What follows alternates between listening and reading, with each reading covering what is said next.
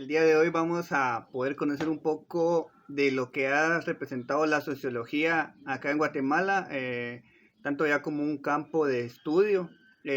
Vamos a ir viendo cómo se fue desarrollando y vamos a conocer a tres sociólogos muy importantes que realizaron investigaciones que nos sirvieron o nos sirven en estos momentos para poder entender la problemática de las sociedades. Y creo que para mí un gusto o es un gusto y una emoción poder presentarle a los que yo considero que han aportado más, ya describiéndolos ya como sociólogos, ¿verdad? Recordemos que mucha gente que ha escrito también ha aportado mucho a Guatemala, pero no se les había dado la acreditación, digamos, como sociólogos, que esta es una ciencia nueva también que está surgiendo y viene a dar a Guatemala, ¿no? Entonces, como les decía, ya habían algunos escritos de otras personas que también hablaban de problemáticas, pero no caracterizados como sociólogos. Y uno de los que vamos a conocer el día de hoy es una persona que le dio mucho plus a los estudios mayas, ¿verdad? Y que cabe mencionar que los tres que vamos a estar, de los tres que vamos a estar hablando, son personas que vivieron mucho lo que significó el conflicto armado y que de ahí nacen sus escritos, utilizándolos para ir desarrollando o exponiendo qué era lo que se vivía y cuál era la problemática de la sociedad en la cuestión del conflicto armado. Eh, los tres han escrito grandes libros, han hecho varios estudios, tienen una similitud muy buena, ¿verdad? Muy, muy general entre ellos, ¿verdad? Por ejemplo, que hayan vivido estas etapas del conflicto armado, en que los tres hayan sido exiliados, ¿verdad? Dos comparten la cuestión que lastimosamente ya no están con nosotros, pues ya partieron ya partieron de esta vida, y uno pues que curiosamente pues no se encuentra en Guatemala, pero que sus aportes han sido muy valiosos, ¿no? Entonces vamos a conocer primero a esta persona, ¿verdad? Mi nombre es Carlos Guzmán Blucher, ¿verdad? No sé cómo se detalla el apellido, ¿verdad? Que es Blocker, ¿verdad? Muy reconocido. Al principio pensé que era un sociólogo de otro país por el apellido, ¿no? Pero la historia de él es muy importante, ¿verdad? Es hijo de una alemana que habitó acá en Guatemala y hijo de padre guatemalteco, ¿no? Clave mencionar que también entre las relaciones que tienen estas tres personas también es que surgen de familias que son que han tenido privilegios para poder escribir, digamos, ¿verdad? Pero que esos privilegios tampoco los han librado de ser víctima de la violencia del Estado, ¿no? Entonces, Carlos Guzmán, ¿verdad? Estudió toda su vida en el colegio alemán, donde empezaba a escribir. Su familia sufre una cuestión muy complicada en cuestión de que cuando se da la Segunda Guerra Mundial, expulsan a los alemanes, ¿verdad? Su familia, pues, se considera guatemalteca y decide ya no tener la nacionalidad alemana, y pues con ese punto logran quedarse en Guatemala, ¿no? Es un poco, ¿verdad? De su historia, ¿verdad? Que es lo que nos interesa un poquito, pero nos interesa un poquito más saber qué ha escrito esta persona, ¿verdad? Y por qué lo consideramos como una persona valiosa en ese campo de la sociología. Y aquí abajo podemos ver entonces tres cuestiones muy importantes que él realizó en Guatemala, ¿verdad? Que lo podemos ver entonces que son pluriétnico, plurilingüe y pluricultural, ¿verdad? ¿A qué se refiere eso? ¿A qué significa, verdad? Déjeme decirle que Carlos Guzmán, cuando empieza a ver el conflicto que se está dando entre los guerrilleros y el ejército, va a pretender tratar de entender por qué se da eso, ¿verdad? Y por qué el genocidio.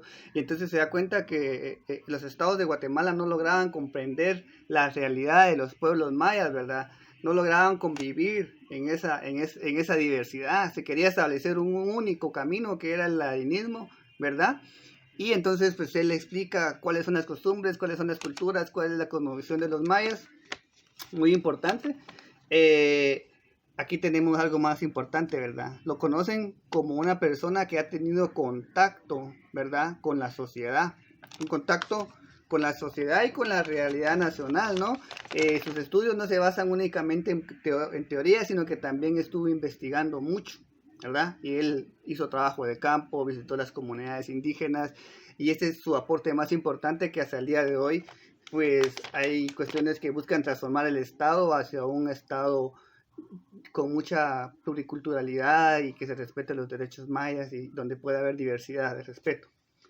Aquí tenemos un aporte de izquierda o de derecha y hacia qué corriente sociológica, ¿verdad? La que puede apuntar Carlos Guzmán. No es, él se consideraba neutro en algún punto, ¿verdad? Que en algún punto decía él, ¿verdad? Que cuando él en los 60 hablaba sobre racismo, lo acusaban de comunismo. La izquierda lo veía como un aliado y la derecha lo veía como un enemigo por sus apuntes. Entonces él decía, hablar de racismo en Guatemala es ser comunista, cuando realmente no era esa situación, ¿verdad? Es muy importante y lastimosamente él fallece en el 2016, perdón, a los 88 años. Se acaba de partir, dejando escritos muchos libros, ¿verdad? Que nos han servido en estos momentos. Aquí una de sus mejores frases, les voy a compartir, la cual dice: para mí la realidad nacional para mí la riqueza debe estar repartida entre todos los pobres, ¿verdad? Si un pueblo no se educa, no va a tener posibilidades de sobrevivir. Es necesario darle de comer y educar. Carlos también veía y empezó a meter la cuestión de la corriente sociológica del materialismo histórico, ¿no?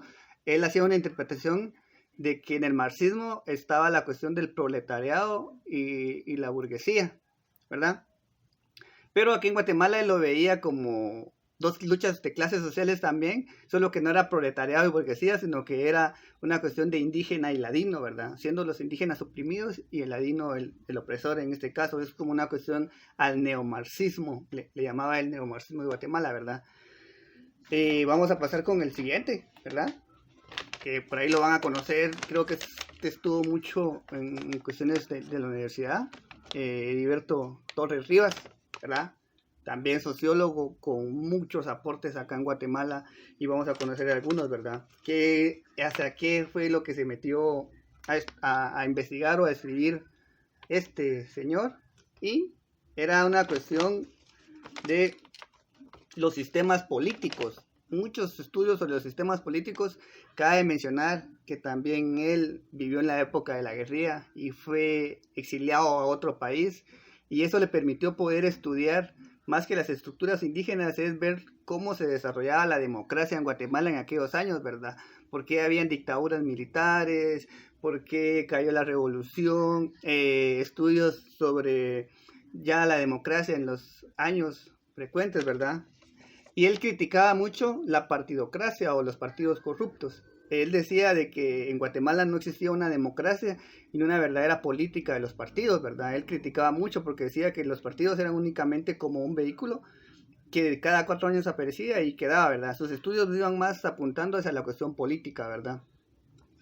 Escribió 6 libros, ¿verdad? De historia en flaxo, ¿verdad? Es una maravillosa obra, ¿verdad? Que creo que nos ayuda a comprender un poco desde un punto del socialismo, de la sociología también, podemos ver materialismo histórico, ¿verdad? Creo que de los 3 que vamos a hablar, Heriberto Torres era una de las personas que sí tenía bien definida su ideología y militó en el Partido de los Trabajadores, ¿verdad? También era marxista, ¿verdad? Se consideraba militante de esta cuestión y entonces su crítica iba siempre hacia esa corriente filosófica. Escribió muchos libros, ¿verdad? Donde ponía las consecuencias de las problemáticas de Guatemala y también planteaba soluciones, ¿verdad? Déjenme decirles que además de escribir, este personaje se involucraba mucho en las comunidades, ¿verdad? A poder ver y solucionar, estuvo organizando algunos partidos políticos, ¿verdad? Porque él creía que debía seguir eso, ¿verdad? Es un abogado, ¿verdad? Militante, como ya lo habíamos mencionado, militó en el Partido de los Trabajadores. También sufrió exilio, ¿verdad? Le tocó irse de Guatemala por sus escritos. Y algo muy importante que hizo también es aquí, ¿verdad? Va a estar estudiando la estructura agraria, ¿verdad? Después del revolcamiento de Arbenz, le toca averiguar qué está pasando con la tierra en Guatemala y empezar a realizar sus estudios, ¿verdad? Creo que es uno de los defensores de cómo es que las poblaciones hoy en día no tienen tierra, ¿verdad? Creo que sus aportes nos han ayudado también a poder a esas luchas del campesino, a reclamar sus derechos y todo lo que en un momento fue robado, ¿no? Entonces, también ya falleció, fue el más reciente en el 2018, ¿verdad? Con esto dejamos al segundo y vamos a conocer al último, que es Sergio Tischler, ¿verdad? Déjeme decirle que es el más contemporáneo, ¿verdad? El ser más contemporáneo pues no quiere decir que sus aportes no tengan tanto realce, ¿verdad? La historia de él es que pues le tocó también vivir las épocas de dictadura y también pues emigrar a otros países en el exilio. Lo único que pues, sus papás eran muy también de luchas. Creo que Sergio, más que meterse a la militancia, no simplemente, pues se dedicó más a la cuestión de escrito y tratar de entenderlo a través de las investigaciones, ¿verdad? Sergio Tischler, pues nos va a hablar un poco, ¿verdad? De los grupos de poder en Guatemala, ¿verdad? Los grupos de poderes dominantes, ¿verdad? Uno de sus aportes más importantes donde va a narrar realmente este estado finquero, ¿verdad? Donde él describe quiénes son las personas que tienen mayor poder en Guatemala y por qué estos cambios nunca o no se llegan a dar, ¿verdad? Es es uno de los aportes más importantes. También va a empezar a describir sobre el neomarxismo en Guatemala, ¿verdad? Empieza a describir cuáles son las cuestiones de la guerrilla, cuáles son las luchas y por qué se está generando todo este conflicto, ¿verdad? Durante los años 60. Su teoría siempre fue crítica. Eso es algo que vamos a ir conociendo en los escritos o sus aportes. ¿Por qué se valora como crítica? Porque también entre sus escritos él no únicamente hace una crítica a los gobiernos y a los militares, sino que también hace una crítica o una investigación hacia qué era lo que pasaba con las guerrillas, si realmente la mayoría tenía esa visión o también se cometían actos anómalos ahí dentro de los complejos guerrilleros, ¿verdad? Si realmente los hechos justificaban mucho los fines, ¿verdad? Y creo que esa es una cuestión. Sergio Tischler trató de describir una cuestión neutra, ¿verdad? Es una cuestión neutra. Reflexión y análisis para los procesos, ¿verdad? Hoy en día, pues, este personaje sigue escribiendo muchos libros, ¿verdad? Que nos invitan a reflexionar sobre cómo está estructurada la sociedad de Guatemala y cuál es el camino para seguir entrándole a los cambios. También un experto en la cuestión de la historia, ¿verdad? Ha escrito varios libros sobre historia, también ha estado en Flaxon. Y su libro más importante es La crisis y la revolución, pues donde empieza a contar las luchas sociales que se han llevado dando, ¿verdad? Él sí está vivo, pero cuando él se graduó y estuvo dando clases en la universidad, pues había muchos asesinatos, entonces pues se dedicó al exilio nuevamente y hoy pues vive en México, ¿verdad? Como catedrático de una universidad. Sergio Tischler, ¿verdad? Uno de los grandes sociólogos de Guatemala. Con esto pues, hemos llegado al fin de este video sobre los sociólogos de Guatemala. Son los tres que más me gustaron poder estudiar, más que todo por su historia de vida. Los tres vivieron el conflicto armado de diferente manera y a algunos pues les tocó emigrar, a otros perdieron sus padres. Creo que es muy importante poder conocer tanto la vida y por qué sus escritos van respondiendo hacia esas necesidades, ¿verdad? Creo que si vemos los primeros dos hablaban mucho de la corriente de neomarxismo, ¿verdad? Desde el materialismo histórico, porque sus estudios se basaron en eso. Sergio Tischler es un poquito más crítico en poder decir qué es lo que realmente está pasando. Pues eso son los sociólogos guatemaltecos. Muchas gracias.